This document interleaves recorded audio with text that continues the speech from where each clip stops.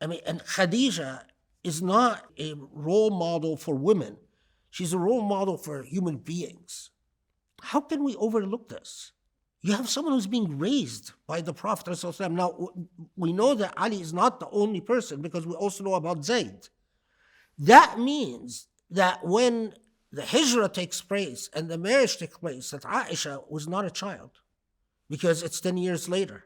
So clearly she was at a minimum 16, 18.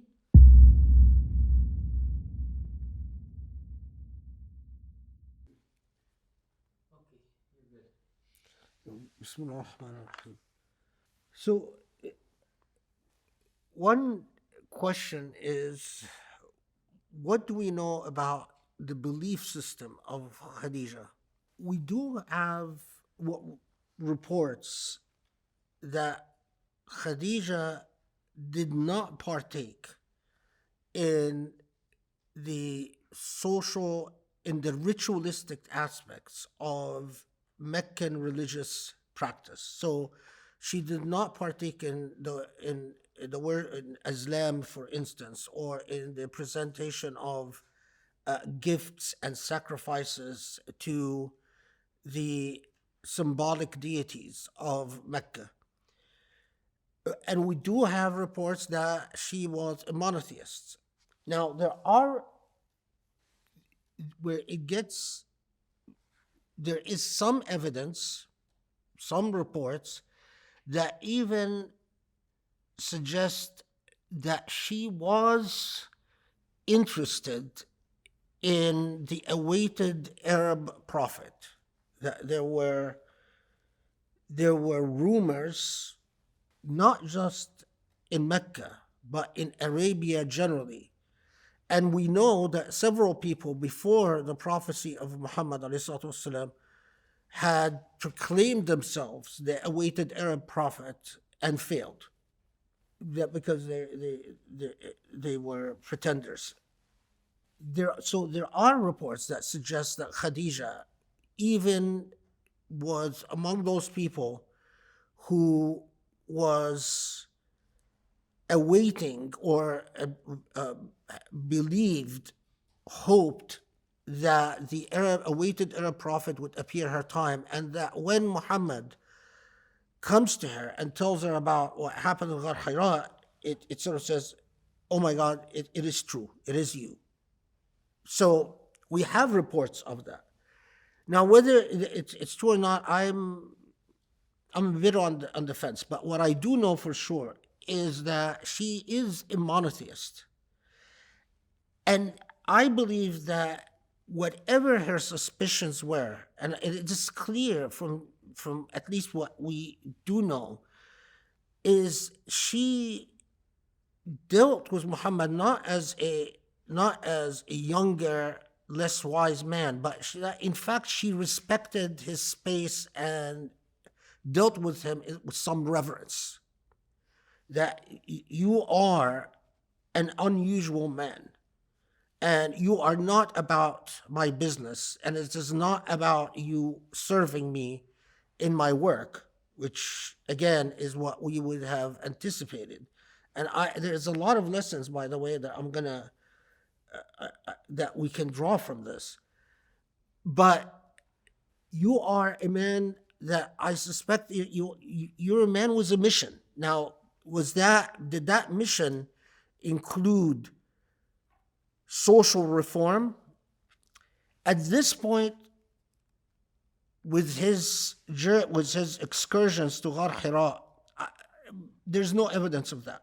The evidence is that your mission is to, like other Ahnaf, like other monotheists, your mission is and maybe she even thought that eventually my husband will become like a hermit, like a lot of those people who pursued an understanding of God, going to isolating themselves in some location or another, like a cave, which is again a typical type of, and eventually what they do become is people who embrace a hermit's life of strict asceticism, eschewing material things, eating hard, living hard, and so on. But while it is hard to read her internal psychology, but anyone, and there's evidence of that as we go forward, you'll see it, that claiming that now you are the prophet meant that there is going to be a clash with the belief system of the elite of Mecca. It's one thing when you are just minding your own business going to a cave and you're going to become a hermit. But it is completely a different thing if you say, I am the prophet, so follow me. So and even if she didn't realize it on the first day, she must have realized it by the first week, by the first month, most definitely, most certainly by the first year. And again, we'll talk about the evidence of that, because unlike what is popularly known, there were skirmishes and some violence that immediately would have informed any follower of Muhammad within the first year that this is not going to be just a matter of Mecca saying, it's fine, go ahead, be a prophet, we don't mind. That's not, and this is all to, now, why is this important? Well, it's to understand what modeling, again, this issue of modeling, to learn from these characters and why they model behavior and model morality and ethics for us. The other point that I was asked about that deserves repeating. So just so we get the precise text, if you will, or textual evidence, that when Ja'far al-Sadiq is asked about the encounter with Gabriel, so Ja'far al-Sadiq says, إن الله إذا اتخذ عبدا رسولا أنزل عليه السكينة والوقار فكان الذي يأتيه من قبل الله مثل الذي يراه بعينه. That Ja'far al-Sadiq, when Allah chooses a prophet, Allah bestows tranquility and dignity upon this prophet. Why did Ja'far al-Sadiq say this? Ja'far al-Sadiq is saying this in relation to the reports about the prophet, excuse the language, but that's what the reports say, basically freaking out when his encounter with Gabriel. And Ja'far al-Sadiq was saying he didn't freak out. He maintained his tranquility and his waqar, his dignity. But that is not consistent, that is not inconsistent with the Prophet ﷺ going back after the first encounter and telling Khadijah, Zammilini, cover me. Why? Let's even take a bit of a silly example. So you're doing your work. You're a very humble person. You're a dedicated scientist, researcher, but you're a very humble person. You get the news that you're getting the Nobel Prize. If you were not a humble person, your reaction would say, oh, that's nice. Yeah, I suspected I would deserve it. But if you're a very humble person, what is your reaction? You're going to go to your family and say, oh my God, you won't believe what just happened. I was just chosen for the Nobel Prize? Oh my God. And then if you have family that's supportive, the family will say, no, you deserve it. Yes, this is great news, but you deserve it. You're such a hard worker. Khadijah's reaction to the Prophet ﷺ is exactly that type of supportive reaction. of he's saying, really? I mean, I was worshiping Allah with no desire for anything more. It's not like I was asking Allah, please make me a prophet. We have no evidence of that.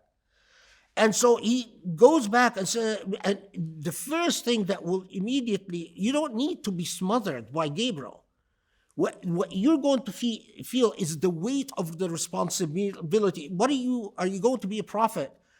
Basically, to invite, to ask your friends to follow you? You know now you're going to have a mission. And that mission is going to have repercussions. And you don't need to be very literate to know that one thing we do know about prophets is that they're persecuted by their people. Now, especially in Sunni narratives, the prediction of persecution in a typical medieval topoi or typology comes from a hermit, and that is Waraqa. That Khadijah immediately goes to Waraqa, the hermit, and Waraqa says, what you have to look forward to is persecution. And according to these narratives, that the Prophet expresses some surprise. Really? They will persecute me and they will expel me? I've spent years researching this narrative of going to Waraqa. And again, I'm struck by the fact that the family of the Prophet, Al-Bayt, rejected the narrative, or said that basically defied the narrative of Khadijah going to Waraqa and Waraqa predicting persecution, and that the Prophet then was surprised. And basically what Al-Bayt said is that no, they challenged that there was a Waraqa. Waraqa is like all the narratives about hermits. Even in Sunni sources, there are conflicting reports. So all the hermit characters in the tradition have problematic authenticity. Personally, I have become convinced, although of course I was raised believing in the existence of Waraqa and the prediction of Waraqa, I have become convinced that Waraqa is a mythology, that there was no hermit that Khadijah went to, her cousin, that it was, as Ja'far al-Sadiq said, and as Bakr said, that the Prophet ﷺ immediately knew that there is going to be persecution. And that most certainly it was, if the relationship between Khadijah and Muhammad ﷺ was a supportive relationship in which there's plenty of evidence that they shared their worries and their concerns. So if the Prophet ﷺ, as Al-Bayt say, recognized that this is not going to be an easy mission, most certainly he communicated this to Khadijah if she wasn't already aware of it. Right? And he was most certainly would tell his wife, this is going to be a hard road. Because what we do get, and the reason that the Prophet Muhammad keeps saying, repeating again and again and again about Khadijah, is how she never failed him as he shared with her the hardship of the path of prophecy. That her reaction to him was always one of support. And this is something that he is always grateful for, and grateful for her memory. I think, again, an issue of modeling, because, and I just want to mention this because we have strayed so far away from this. We know any Muslim that is raised with basic Islamic literacy knows that the Prophet ﷺ said that when you marry, choose on the basis of piety and religion, not on the basis of age, social stature, whatever. Although we know this, our youth, we as Muslims, have strayed so far away from this. But I think this issue of modeling, that you marry on the basis of ethical character, moral character, and that and the relationship to Allah subhanahu wa ta'ala, and that takes precedence over prestige, social stature, wealth. Societies are, how do I put it? If whatever elements you cook with are going to define the final product.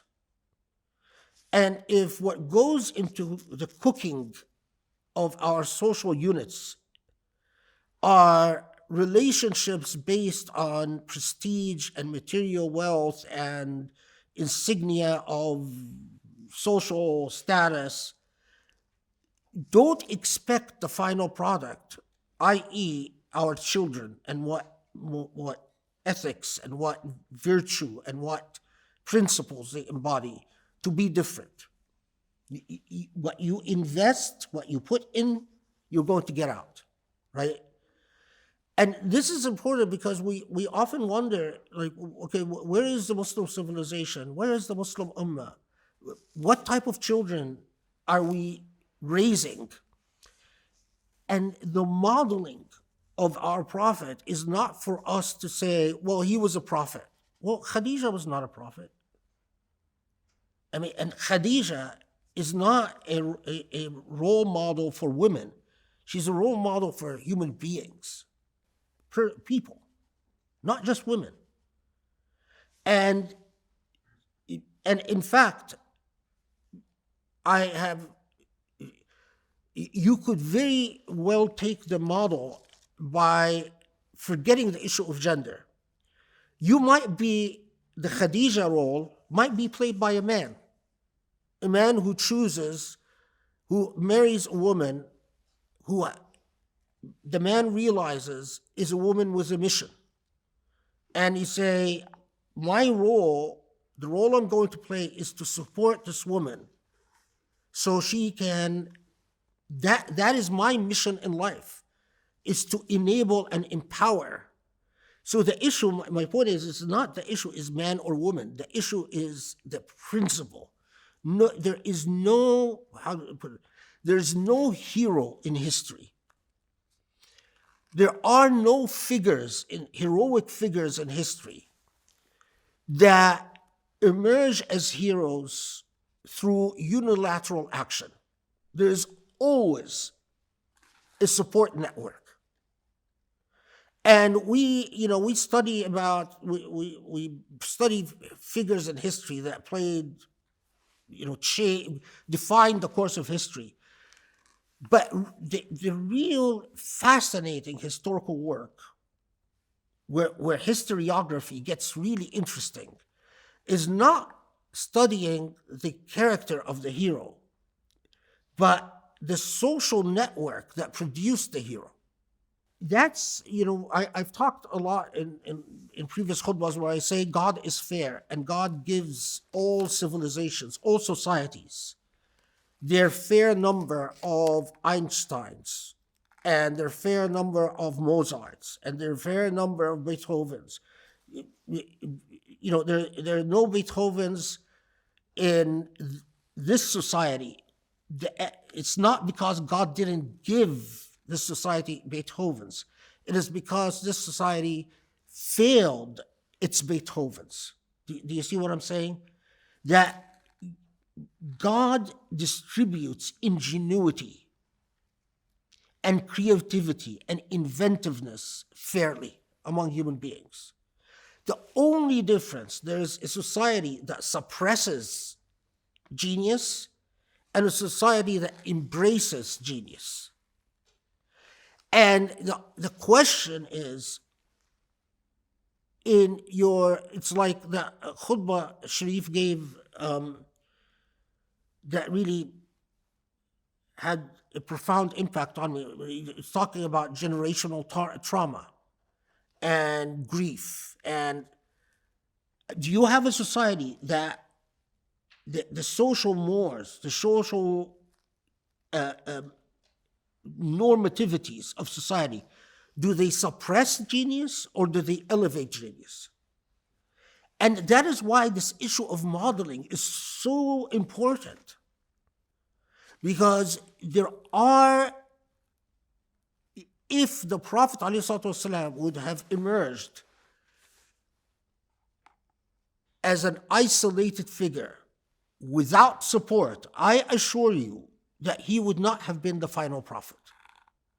Because he would not have had the impact necessary for a final prophet. It is Allah's modeling for us, educating us, teaching us, showing us how the support system works to embrace talent, to embrace goodness, to embrace virtue, and to elevate it, and to put it forward, and to enable it to make a difference in society. This is a critical point, because otherwise there is no point to studying the Sirah. Otherwise, just ignore the Sirah altogether. If you're not going to understand what the Sirah does for us, then khalas, just dump it. Because then it's just a story, like any novel you read. But it is not a novel. It is not just a story. So this rather, so that first encounter, and inshallah, I mean, we won't do it this halaqah, inshallah, the next, because I want to focus on the very first revelation, because it's very important. The very first revelation is very important. But I want to focus on another very important point, different point. A lot of the sources were, so first, the first encounter, reportedly, Gabriel alayhi salam tells the Prophet alayhi salam, Iqra. And the response is, Ma ana biqari. Now, Ma ana biqari, although normally translated, I don't read. Again, this is a point that I spent considerable time researching. There is a different linguistic connotation to ma ana biqari. Ma ana biqari could mean, and it does mean in this situation, what shall I read? Not, I don't read. It is, what do you want me to read? And although, again, we get the medieval topology of, always in medieval narratives, you'll always see things repeated in 3 times. So you're asked the question once, and then you ask the question twice, you ask the question 3 times. And that's the way you emphasize that this is an important event. That's in the medieval mind. So did it happen 3 times? I don't know, and I doubt. But it is clear that when the first question is read, and you say, what should I read? What is it that you're taught? What should I recite? And the answer is, Iqra bismi rabbika alladhi khalaq. So now the revelation starts. And it is not surprising that by this encounter, the gravity of this encounter, and one can only imagine, and will be like, if it is difficult for one to imagine how would it feel to win a Nobel Prize. Can you imagine, trying to imagine how it feel to have an encounter with Gabriel alayhi salam? I mean, so for the Prophet alayhi salam to feel overwhelmed and humbled and shaken and saying, oh my God, I need to process this. This is literally, and to go to Khadijah and say, oh, hold me, just hold me. Because that's, Zamilina is, which is literally cover me. But in our language today, it would be hold me.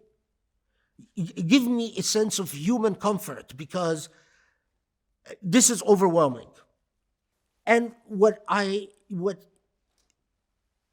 immediately, and what is remarkable is how many reports we have of how quickly the Prophet ﷺ abides by the call and immediately invites to the faith those who are close to him. So we have reports of Khadijah becoming Muslim immediately, within the first day. Ali, radiallahu anh, although reports, and again, people don't realize how many conflicting reports there are about Ali's age at the time.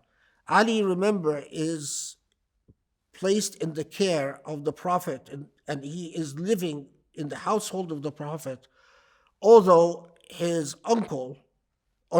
father, the Prophet's uncle, Abu Talib, why did he put Ali in the Prophet's care? It's because of financial difficulty.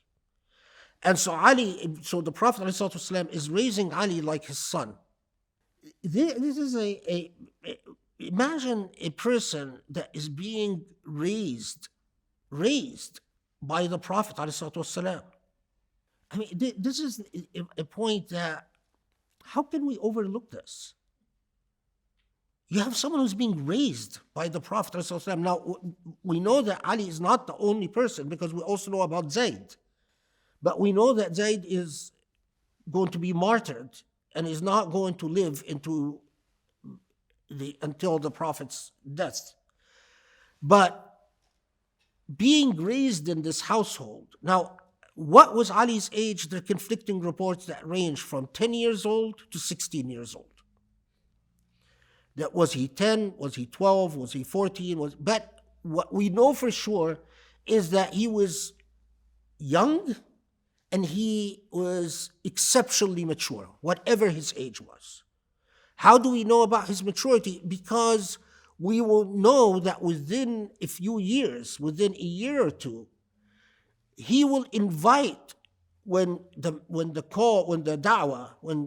call becomes public, Ali will be the main person to invite the leaders of Quraysh to a dinner. You can't do that if you're a child. You have to have some maturity. Yes, you're young, but you're mature. Now, why am I emphasizing this point? Because I'm emphasizing as well that, there are so many conflicting reports about who's the first convert, who's the second convert, who's the second convert. I don't think it matters. All that matters is we know that Khadijah and that Ali, and that there are particular individuals that I will talk about, all became among the first converts, the first to say, we believe you because we know that you're a truthful human being, and what you are inviting us to must be the truth. And what is the Prophet ﷺ inviting them to at the beginning of the da'wah? That's the question. So, okay, what is he inviting the very first Muslims to? Believe in me as a prophet, but what is the substance of what you want them to believe? So let's begin now to imagine that these are the first days, very first days of the prophecy. And now you're starting to receive revelation, and you're saying, I have a mission. There are some very interesting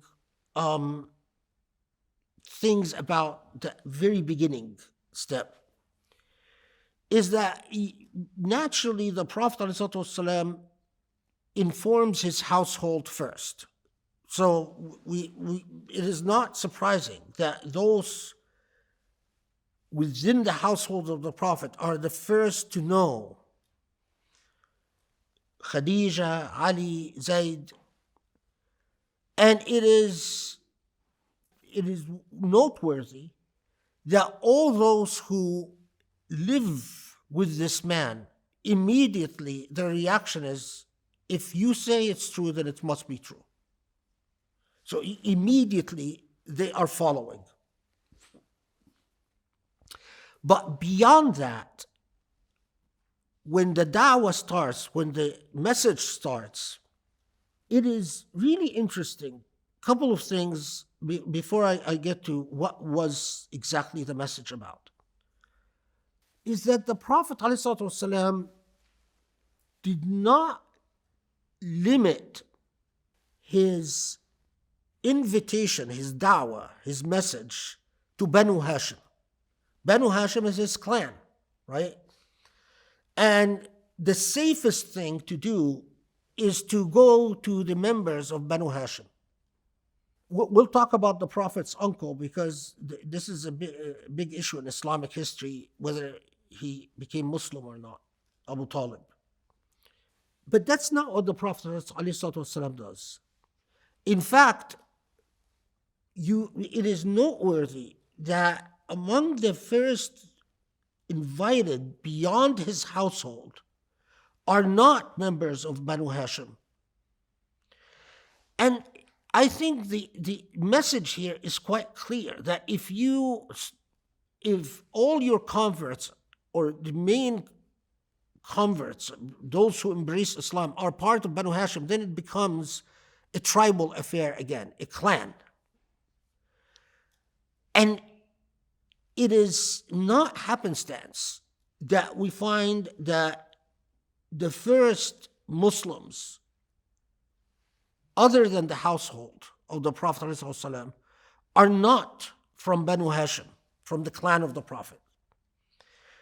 The other thing is that he doesn't, the first steps of the da'wah is not to the elite of Quraysh. It is as if the Prophet ﷺ is aware that, I believe he is aware that the elite who have the greatest vested interests in the social structure as it is are not the ones who are going to respond to the da'wah, but it is what we would describe today as the truth seekers, those who showed spiritual promise at some level or another. And we'll talk about some of the earliest converts in a probably not this halaqah, but the next, inshallah. So let's just focus on the very first revelation and try to imagine yourself that this is the first message you are getting from Allah subhanahu wa ta'ala, from the heavens. Okay, so this is the sort of the news that you are now receiving, and what is going to be the fuel that charges your sense of mission. And while you will find, again, you get the complex picture of what precisely where, but we do know that at a minimum that the first revelation, or there is cumulative evidence that is more likely than not, to use legalistic sounding language, that the first revelation is recite in the name of your Lord, Iqra bismi rabbika alladhi khalaq, right? So Recite in the name of your Lord, who created human beings from clinging substance. Recite in the name of the Lord, who taught by allama bil qalam, the qalam, although it's often translated as pen, the qalam, it means the intellect. So, who recite in the name of your Lord, who has given you the intellect. And immediately, innal insana la yatgha. Immediately, Allah tells you in the first revelation, be mindful that human beings transgress. Okay, so the natural question is, well, what type of transgressions are we talking about? And the transgressions that immediately you find in the first utterance, in the first revelations from Allah subhanahu wa ta'ala, is look at those who forbid the truth seekers. Have you seen the one who forbids a servant when he prays? Have you seen the way that those who enjoin the path of God are fought and resisted and suppressed? And the greatest transgression are those who forget that their existence on this earth is not happenstance, but in fact that they do have a Lord over them, and that this Lord is their maker. So you are talking about the psychology as well of a human being. Do you think basically that you are an autonomous free agent doing as you will? Or are you fully cognizant of the fact that your existence here, your existence on earth, is by permission and enablement of Allah subhanahu wa ta'ala? And that if you are not cognizant of the fact that what you do, in all you do, you must ask yourself, does this please Allah? Then you become by definition an agent of the other, and the other is the ungodly. What is the first revelation of the Qur'an emphasize?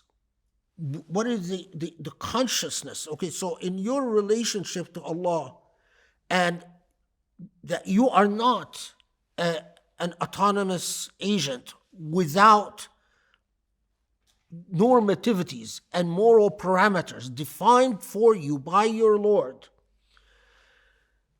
But then specifically, the very first revelation and very first encounter of the divine revelation constantly brings you back again and again and again to the weakest elements in society. The orphan, those without means, those who are dependent on others. So put it, I'll give you an odd example, but I think it translates. Growing up, for those societies that are still carrying Islamic norms before they are westernized and corrupted, where do you find this? Well, you find this particularly among the culture of shuyukh, those who have not gone to secular universities, not gotten secular jobs. So they are still, in the way that they raise their family, the way that they they react to things because they were raised on the Quran and the Sirah of the Prophet. You can, their tendencies, their intuitive senses are still far more consistent with Islamic norms. So I remember, for instance, one of my shuyukh, his daughter decided she was going to marry a blind fellow. And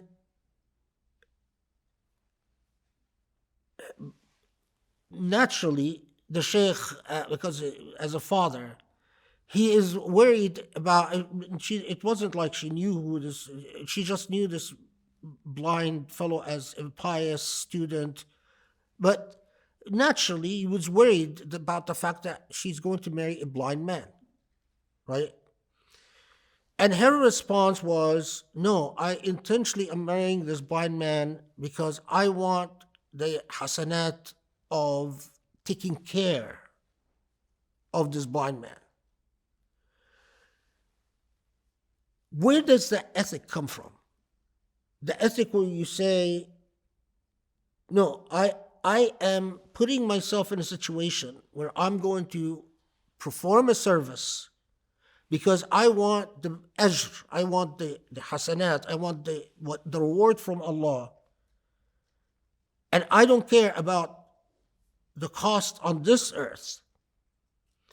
That comes from what the Quranic engagement alerts you to.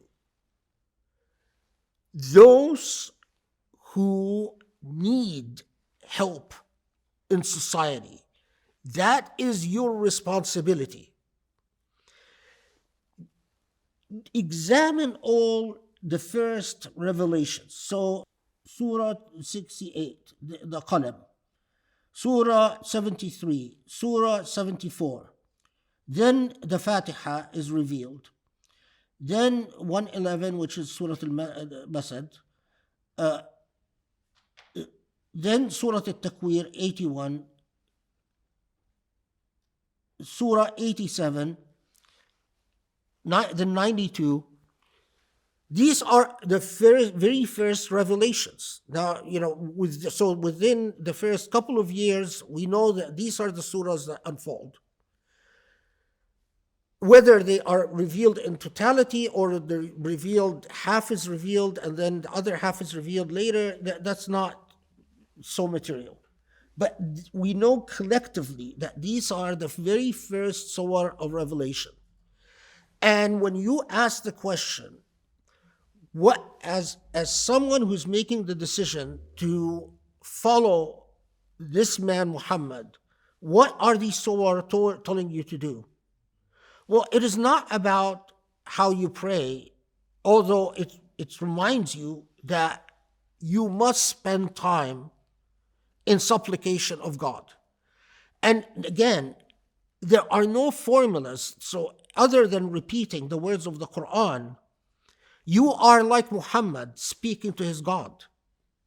And what is Muhammad telling his God when Muhammad speaks to his God? Not the Qur'an. The Qur'an is the revelation. But what is Muhammad telling? He is expressing constantly, God, Allah, I'm nothing without you.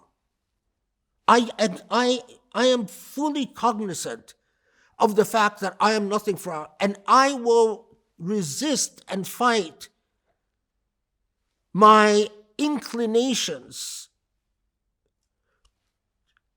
that come from shaitan, that try to trick me into thinking that I will last on this earth. I am a visitor on this earth. This is not my final or permanent abode. And I am a guest on this earth. And as a guest, I will act like a guest because you are the host and you are the owner. And I am just a guest. So see the difference between someone who acts like a homeowner and someone who acts like a guest. And as a guest, I fully heed what you are telling me. And what you are telling me is, go ahead and enjoy my bounties as a guest on this earth. I don't mind if you enjoy. In fact, I'm giving you things to enjoy. But, and this is a very big but, you are surrounded by people on this earth, guests just like you, who don't have the bounties. And even if you, and this is the remarkable thing, that you must look at who is powerless and help them, even if you are without. And this is a very important point, because often in the realm of ethics, we think that, let me put it this way. Let's say there are people who are in need and suffering. Is it an excuse that you think that God hasn't given you enough and that's why you didn't help? So are you willing to go before God in the hereafter and say, God, the reason I didn't help these people is because I didn't think you gave me enough? Are you willing to do that? Because this is a critical point. Look at what the way Muhammad dealt with material things. As we will see, that even when he's given a comfortable pillow, he thinks that's too much luxury. It's like, what? I'm going to sleep on a cushiony pillow? I'm not used to that. The issue is not, Allah, you allowed me to marry a rich woman. In fact, this rich woman, she's going to spend everything she owes supporting the message until she will own nothing. She will actually die owning nothing because she spent all her wealth. But all her wealth, when we say supporting the mission, meaning what? Bribing people to become Muslim? No. What she is spending money on is taking care of those who should have been taken care of in society, but they found no one to help them. Well, as a Muslim, I have an obligation to help them. And this is the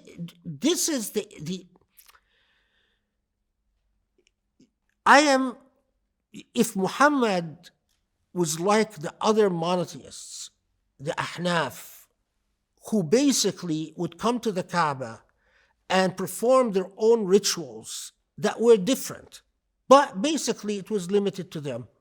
In other words, they didn't bother anyone. So you guys do the Islam, you go to the priest, you pay the priest to do sacrifices.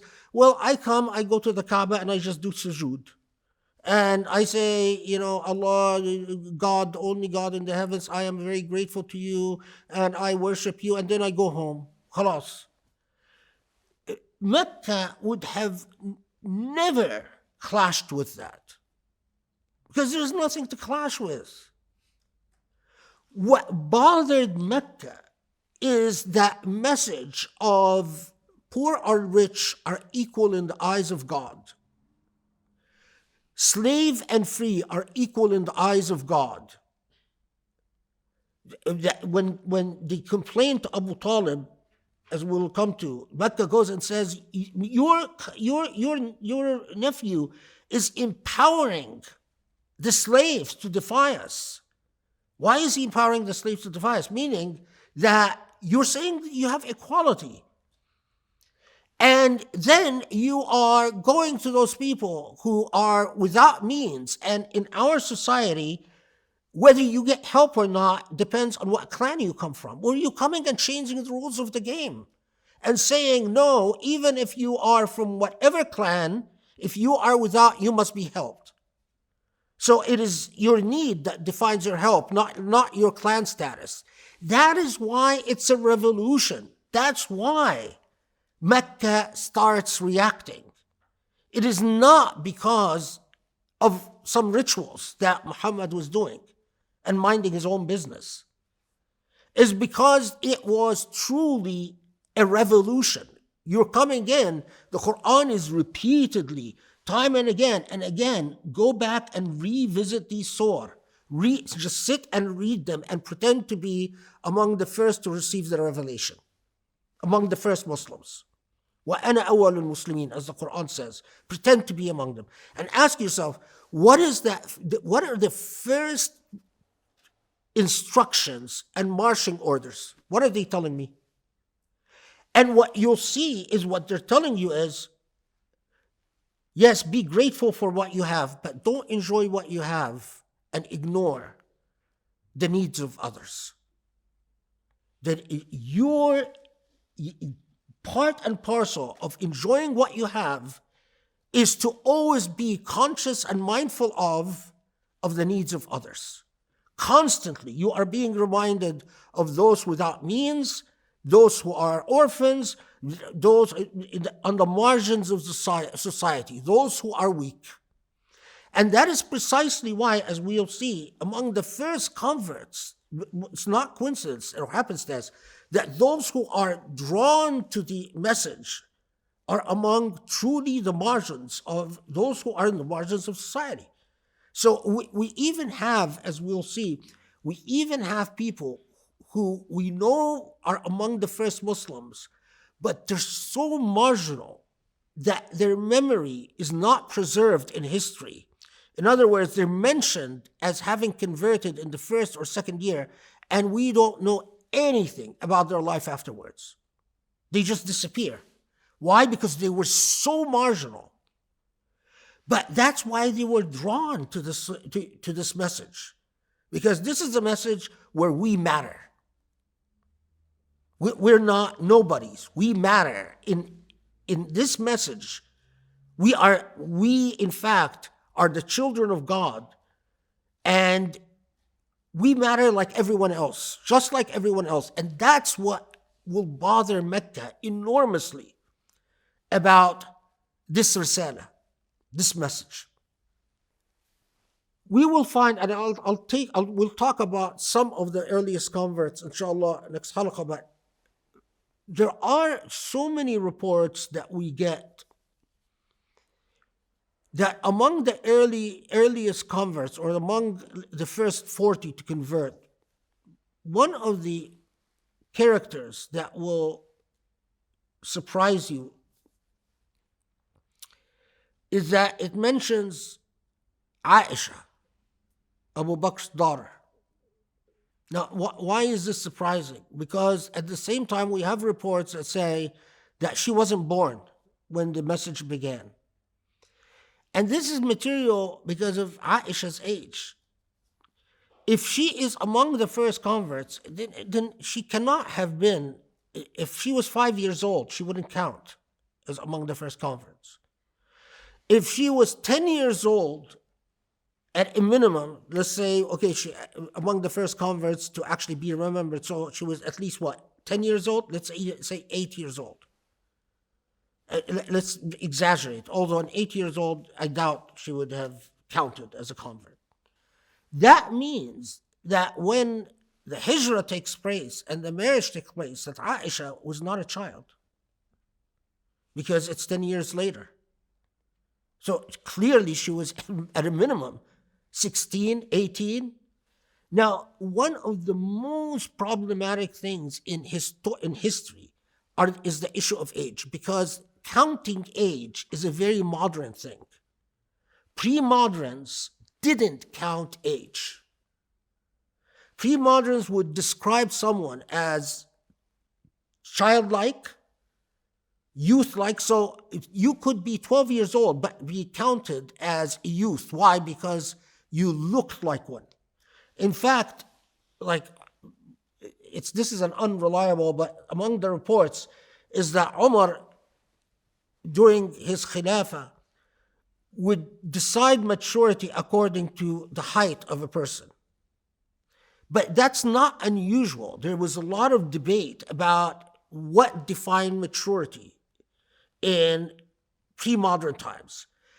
Age was never a part of it, because the age of people, there were no registers. Why is it a modern thing? Is because in the modern age, anyone that's born, the first thing you do is you go and you register this person. Registers is a very, very modern invention. Birth was not registered and death was not registered. And often, people would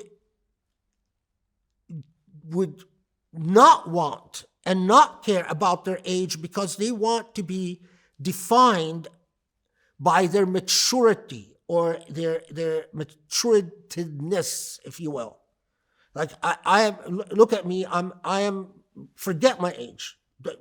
You don't know what year I was born, and you'll get conflicting reports about when I was born, but look at me. And that is even like, how old was Maryam when she became pregnant with Jesus? Was she 12? Some reports say she was 12. Some reports say she was 14. It is not definitely unusual in the medieval age for people very young as 12 to get pregnant. That was not that unusual. And that's why there was a high rate of mortality, both for mother and child. But one of the traps that modern Muslims fell in is to try to deal with the age of people the way you deal with age in the modern period, that you register and then you count years. That was not done. So we already have conflicting reports about the fact that Aisha was alive and old enough to be among the first converts to Islam.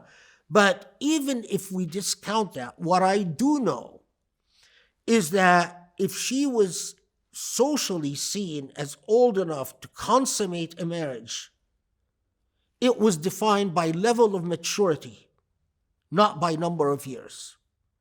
And if she was seen as a child, if she was perceived socially as a child, she would not have been betrothed and consummated the marriage. So the ahistoricism in when you hear modern Muslims say, "Oh, Aisha was betrothed when she was 9." What are you doing? You can't state that as a historical fact. We have conflicting reports, and when you privilege an age, you are making a politicized choice, and you are locking history into, or projecting a modern understanding upon a historical narrative that cannot be locked into this modern understanding. What you can't say is that she was seen when she marries as mature enough. In fact, there is evidence that even that when the hijrah takes place, that she had already been a Muslim for 10 years? This is just as a sidebar. We'll come to Aisha later on. But I just wanted to note it here, because you always get into, who are the first 40 to become Muslim. We do have figures that we most certainly know were among the first 40. And then we have figures that there's debate about. And among those that we certainly know, Khadijah, Ali, Abu Bakr, we know, and we'll talk about some other figures that I'll mention, inshallah. Okay, so we'll stop here, inshallah. Next halaqah we'll start with who are among the first converts, and before the message goes public, the first 3 years, the so-called the period of Dar al-Arqam, the first 3 years of the message, and emphasizing, and this is something I'm going to underscore, what was the Muslim Islam about in those first 3 years, because these are the crucial years upon which everything is built. And when you evaluate what comes later in history, you must evaluate it in light of the foundations. If the foundations define everything that is built upon it, it is the very idea that the imperial logic came up with, the idea of abrogation. That's political. That's not historical. That empires abrogate the naive deeds of whatever comes earlier, because you've built now an empire, and now you just say, well, what used to work when we weren't empire now has to be changed, because now we are in the big leagues. That's the logic of politics, not the logic of deen. And we must resist that political imperial way of thinking when we look at the Sirah of the Prophet. What the Prophet ﷺ begins with must be consistent with what he ends with. It's not a matter of, this was good enough when we were in the first 3 years, and now that we are playing in the big leagues, we change. That's how politics and imperial logic work. Am I communicating? Because it's a subtle point, and it's a point that is so alien to the way modern Muslims think. I mean, I don't know if you guys realize how, if we dealt with our history this way, I believe, from long ago, we would be in a very different intellectual place vis-a-vis our historical legacy. But it is the fact that this is so. If you specialize and you spend your life in this, you realize how foreign what you're saying is, and that's a serious problem, because it shouldn't be. Understanding that, for instance, that logic of abrogation is the typical logic of empires and political heroes, where it is considered a point of sort of a macho, something you brag about, that, oh, now you're a hero, and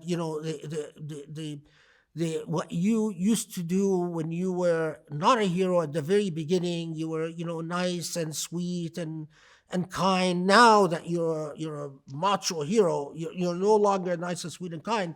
And that's how the legacies of heroic legacies in medieval narratives would work.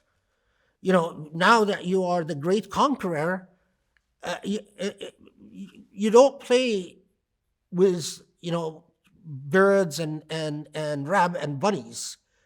Now you're a great conqueror. But that imperial logic is superimposed on the Sunnah. And it is because you couldn't have expected the intellectual makings and intellectual consciousness of the people who were telling these narratives. This was part of, in the same way that you and I are a part of our modern age and the epistemology of the modern age, that was their epistemology. And so they expressed things this way. But for us it is bad historiography and bad theology, by the way. And that is really the credo, bad theology, for you to surrender to this imperial retelling of history, where, oh, you used to play with bunnies, well, now you don't because you're a great conqueror. No. You actually see a remarkable consistency in the personality of the Prophet ﷺ throughout, so that he's still in Medina the same person who is kind and playful with children. So trying to retell his narrative as a great conqueror who has the ability to sleep with 9 women at the same night, is a contradiction in terms and an absurdity. That's political retelling of history, not an actual retelling of history. Okay, more inshallah. I pray, let's say, the prayer, اللهم اشرح لي صدري ويسر لي أمري واشرح عقدة من لساني يفقهوا قولي. It